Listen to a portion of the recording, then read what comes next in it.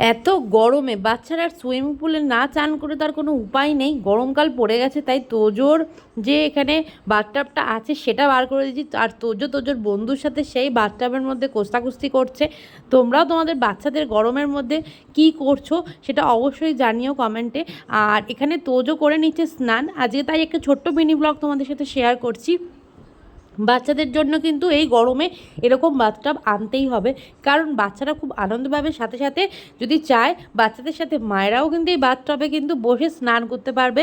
যথেষ্ট বড় bathtub, minimum বড় সড়ো 4-5 জন বসতে পারবে। আর এটা রয়েছে হচ্ছে পাশের বাড়ির তোজোর ফ্রেন্ড। তারপরেই তোজোকে নিয়ে বিকালবেলা চলে গেলাম সাইকেল চালাতে। তোজো বেরিয়ে পড়েছে সাইকেল চালাবে। দেখো তোজোর এটা হচ্ছে বন্ধু। তোজো বন্ধুর সাথে যাচ্ছে মাঠে, গিয়ে এবারে ফুটবল খেলবে। আর আমরা খেলে নেবো একটুখানি র্যাকেট। তার সাথে সাথে রাত্রেবেলা কিন্তু গরমে যেটা মাস্ট সেটা হচ্ছে আইসক্রিম। আর এখানে তোজো আমার হাতের কর্নারটাও নিয়েছে আর নিজেরটাও নিয়েছে।